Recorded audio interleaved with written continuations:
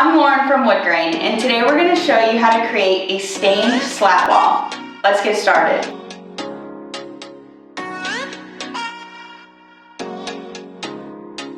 I'm back with Pete from Wood Grain. You want to tell us a little bit about the project we got going on today? Yeah, so we got one that's pretty easy to do, that's very popular right now, incorporating our lattice to make a slat wall. So very simple process with this.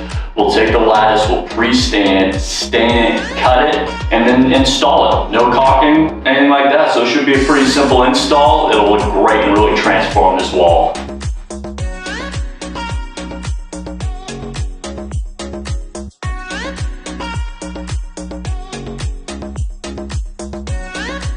So we've pre-stained and stained the lattice. Now that it's dry, what's next? Now after we made our measurements, we make the cuts.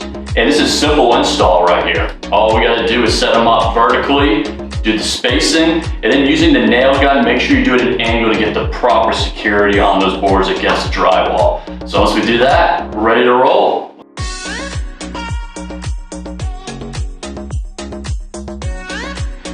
So for today's tip, we're going to show you how to create even distance between each piece of lattice.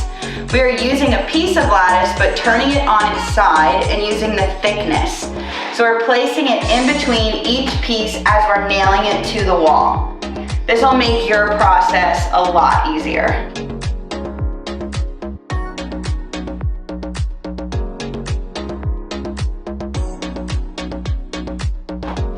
Pete, this looks phenomenal. Yeah, I love this design. A, because it's easy, no mitering, no caulking, and it just gives a nice little contrast to the room just using some natural wood, using the 266 lattice, which you can find at Home Depot. And the great thing about it, however you want to stain it, lighter, darker, personalize it how you want. Love how it turned out too.